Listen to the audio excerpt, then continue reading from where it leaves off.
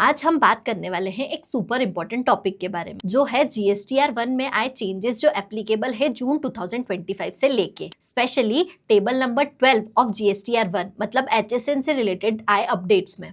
अगर आप tax professional है या बिजनेस ओनर है तो ये वीडियो आपके लिए है, क्योंकि आज के इस वीडियो में हम डिस्कस करने वाले हैं जीएसटीआर 1 के टेबल नंबर 12 में आए changes, mandatory 6 digit HSN code, mandatory 6 digit HSN code reporting, drop down HSN codes and table 13 में आए चेंजेस फॉर डॉक्यूमेंट इशूड। तो बिना देर किए लेट्स गेट स्टार्टेड। सबसे पहला बड़ा चेंज ये है कि टेबल नंबर 12 का स्कोप बढ़ा दिया गया है। पहले ये टेबल सिर्फ एचएसएन वाइज आउटवर्ड सप्लाई की समरी तक लिमिटेड थी, लेकिन जून 2025 से इसमें आपको सारे टैक्सेबल आउटवर्ड सप्लाईज की एचएसएन समरी डिटेल में देनी पड़ेगी, फिर चाहे वो B2B हो या B2C। इसका मकसद है ज्यादा ग्रैन्युलर डेटा कलेक्शन, जिससे टैक्स इवेजन बच सके और डेटा एनालिटिक्स इंप्रूव हो। मतलब अब बिजनेसेस को अपने ERP सिस्टम या बिलिंग सिस्टम में HSN wise details properly enter करना पड़ेगा, नहीं तो रिटर्न फाइलिंग में दिक्कत हो सकती है। दूसरा मेजर चेंज है एचएसएन कोड्स की डिटेलिंग के बारे में। गवर्नमेंट ने अब ये मैंडेटरी कर दिया है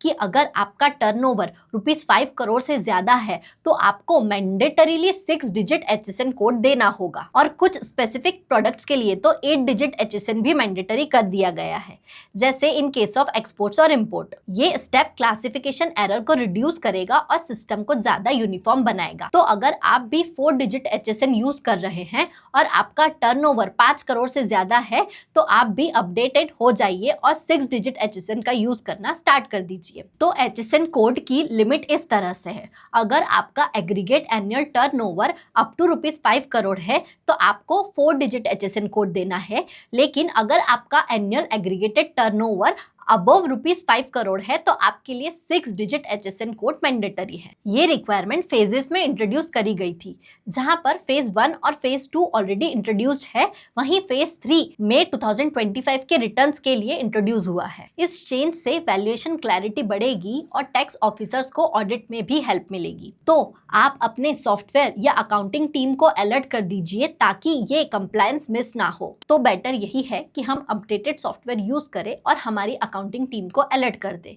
मैं एचएसएन वाइज डिटेल कैसे डालती हूँ आइए देखते हैं। मैं सिंपली अपने सॉफ्टवेयर के डैशबोर्ड में जाती हूँ, अकाउंटिंग में जाके मैं इनवॉइसेस पर क्लिक करती हूँ, क्रिएट न्यू इनवॉइस पर जाती हूँ। यहाँ पर मैं relevant invoice number, invoice date और ड्यू डेट डालती हूँ, क्लाइंट सिलेक्ट करती हूँ, आइटम का नाम डालती हूँ, उसका जीएसटी रेट, आइटम का अमाउंट फॉर एग्जाम्पल 5000, उस पर ऑटोमेटिकली CGST और SGST कैलकुलेट हो जाता है। यहाँ पर मैं क्लाइंट सिलेक्ट करती हूँ, सिंपली यहाँ पर मैं आइटम सिलेक्ट करती हूँ, अपना एचएसएन कोड सिलेक्ट करती हूँ। एचएसएन कोड सिलेक्ट करने के लिए यहाँ पर मुझे ड्रॉप डाउन लिस्ट मिलती है, यहाँ पर मुझे एचएसएन कोड और उनका डिस्क्रिप्शन मिलता है। मैं यहाँ पर अपना आइटम सर्च करूंगी जो है अपैरल। यहाँ पर मेरा वियरिंग अपैरल मैन्युफैक्चरिंग सर्विसेज है, तो आप यहाँ पर देखेंगे 998822 यानी 6 digit of HSN code automatically आ गया है। यहाँ पर मैं सिंपली इस पर क्लिक करूंगी, जीएसटी का rate, quantity, amount, CGST, SGST और इसका टोटल की डिटेल्स यहाँ पर है। यहाँ पर मेरे पास में मेरे बिल की टोटल आ गई है। ये करने के बाद मैं सिंपली सेव एंड कंटिन्यू पर क्लिक करूंगी। यहाँ पर सिंपली सेव एंड कंटिन्यू पर क्लिक करने के बाद मुझे मेरी इनवॉइस दिख जाएगी। यहाँ पर मुझे इनवॉइस का एचएसएन नंबर यहाँ पर ऑलरेडी मेंशन दिखेगा। तो इस तरह से इनवॉइस बनाते टाइम ही मैं अपने एचएसएन की करेक्ट डिटेल डाल सकती हूँ ड्रॉप डाउन लिस्ट से, जो मेरा सॉफ्टवेयर प्रोवाइड करता है।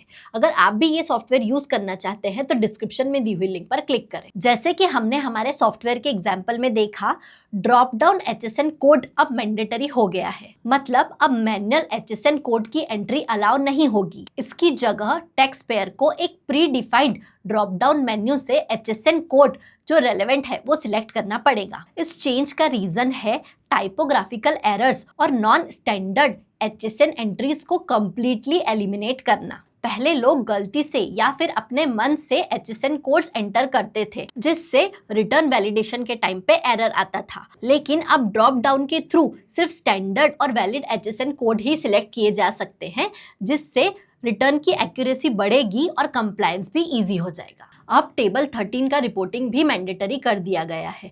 टेबल 13 मतलब लिस्ट ऑफ डॉक्यूमेंट इशूड, जहां पर अब आपको invoices, debit note, credit note, receipt, vouchers, delivery challans जैसे सारे कमर्शियल डॉक्यूमेंट्स की डिटेल एक जगह देनी होगी। ये टेबल एक कंप्लीट ओवरव्यू देता है कि रिटर्न पीरियड के दौरान आपने कौन से डॉक्यूमेंट्स इशू किए हैं। ये इंफॉर्मेशन ऑडिट ट्रेल बनाने में और अथॉरिटीज के द्वारा क्रॉस वेरिफिकेशन करने में बहुत क्रूशियल होती है। इस टेबल को मैंडेटरी बनाने का मेन ऑब्जेक्टिव है डॉक्यूमेंट लेवल रिपोर्टिंग को स्टैंडर्डाइज करना, ताकि पूरे जीएसटी सिस्टम में कंप्लायंस और ट्रांसपेरेंसी और स्ट्रॉन्ग हो सके। इन रिफॉर्म्स का मेन फोकस कुछ की ऑब्जेक्टिव्स पर है, जैसे एचएसएन की रिपोर्टिंग को स्टैंडर्डाइज और यूनिफॉर्म करना, क्लासिफिकेशन एरर और सप्लायर रेसिपिएंट के बीच के मिसमैच को रिड्यूस करना, जीएसटी को बेटर डेटा एनालिसिस और रिस्क प्रोफाइलिंग में सपोर्ट देना और स्ट्रक्चर्ड रिटर्न फाइलिंग के थ्रू टैक्स पेयर्स के कंप्लायंस को इम्प्रूव करना। टैक्स पेयर्स को ये सलाह है कि मई 2025 की रिटर्न फाइलिंग के पहले वो इन चेंजेस को अच्छे से समझ ले और अपने सॉफ्टवेयर और अकाउंटिंग टीम को प्रॉपरली अपडेट कर ले, ताकि रिटर्न फाइलिंग के टाइम पे कोई दिक्कत ना हो। अगर आपको हमारा ये वीडियो अच्छा लगा है और आप हमें कोई सजेशंस देना चाहते हैं या आपके कोई डाउट्स है तो आप हमें कमेंट में बताएं। Thank you.